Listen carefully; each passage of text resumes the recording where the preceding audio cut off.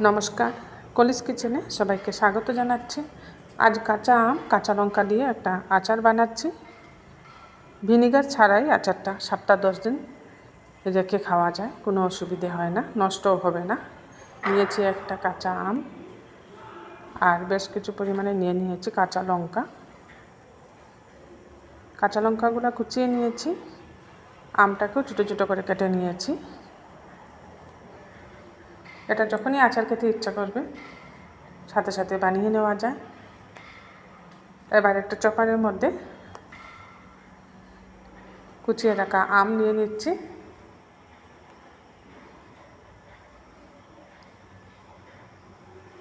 আমি একটা আম দিয়েই বানাচ্ছি, অনেক টক আমটা, তাই একটা আম দিয়েই কাঁচা লঙ্কার সাথে আচারটা বানিয়ে নিচ্ছি।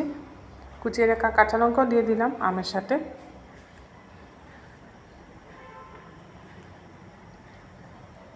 ওই দেখুন, আম আর কাঁচা লঙ্কা প্রথমে চপ করে নেব। এইভাবে একটা চপারের সাহায্যে আম আর কাঁচা লঙ্কাটাকে চপ করে নিচ্ছি, এতে করে একসাথে মিশে যাবে আম কাঁচা লঙ্কার কুচি।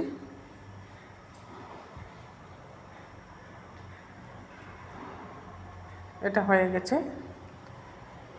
এর থেকে বেশি মিহি করব না, এতটুকু রাখতে হবে, এতে করে মুখে পড়লে ভালো লাগবে খেতে।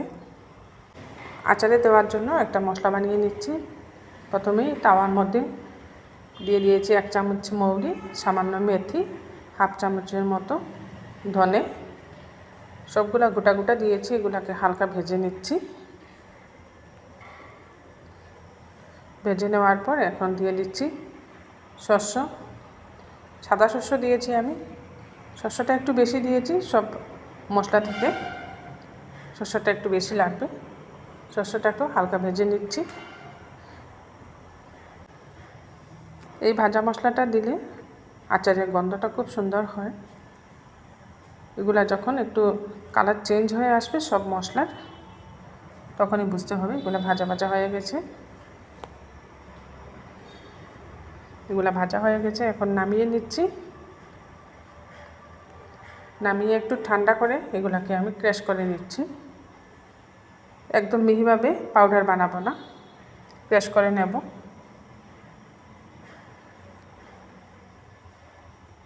এবার একটা বাটির মধ্যে কুচিয়ে রাখা আম আর কাঁচা লঙ্কা নিয়ে নিলাম। আমি অল্প করেই বানাচ্ছি, যেহেতু আমি আগেই বলেছি 7 দিন থেকে 10 দিনের মতো রেখে খাওয়া যায়, তাই অল্প করেই বানাচ্ছি। যে মশলাটা বানিয়েছিলাম এটা দিয়ে দিলাম এর মধ্যে, দিয়ে আম আর কাঁচা লঙ্কার সাথে ভালো করে মিশিয়ে নিচ্ছি।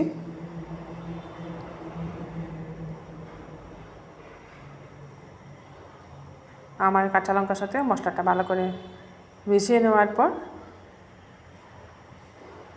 বাকি মশলাগুলো দিচ্ছি। এখানে দিচ্ছি হলুদের গুঁড়া, সামান্য হলুদের গুঁড়া দিয়েও ভালো করে মেশাচ্ছি।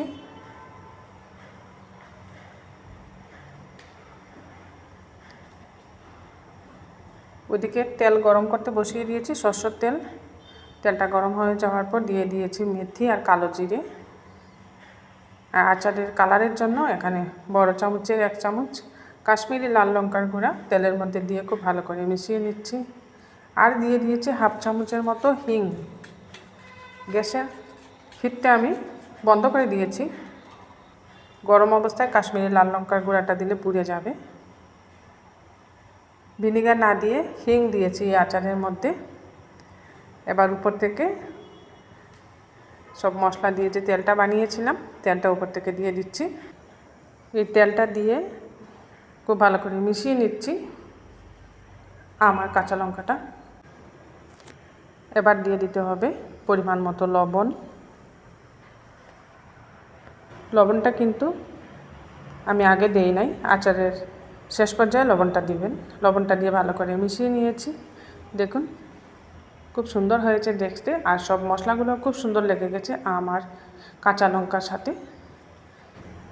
আমি যেভাবে বানিয়েছি আম কাঁচা লঙ্কা দিয়ে এই আচারটা একবার আপনারা বানিয়ে খাবেন। এর টেস্টটা আপনাদের কীরকম লাগলো কমেন্টে জানাবেন। আর এরকম আচার রুটি পরোটার সাথে খেতে খুব ভালো লাগে।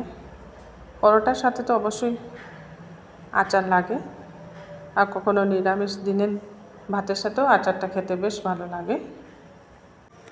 আমার এই আচারের রেসিপিটা যারা ফেসবুক থেকে দেখছেন ফেসবুক পেজটা ফলো করে নেবেন, আর যারা ইউটিউব থেকে দেখছেন পলিশ কিচেনটা সাবস্ক্রাইব করে নেবেন। আমি একটা কাচের কৌটো ভরে নিয়েছি, আর আচার কাচের কৌটোয় রাখলে আচারটা ভালো থাকে, তাই যতটুকু সম্ভব চেষ্টা করবেন এটা কাচের কৌটায় স্টোর করার জন্য। আমি একটা কাচের কৌটায় রেখে দিয়েছি, ঢাকনটা লাগিয়ে নিচ্ছি। এরকম নতুন নতুন রেসিপি নিয়ে আগামীতেও আমি আপনাদের সামনে হাজির হচ্ছি। এখন কাঁচা আম শেষের দিকে চলে এসছে, বাজারে পাকা আম বেরিয়ে গেছে, তবুও কাঁচা আম পাওয়া যায়। এই আচারটা বানিয়ে রেখে দিন। আর আমার আচারের রেসিপিটা যদি আপনাদের ভালো লাগে অবশ্যই লাইক শেয়ার করবেন।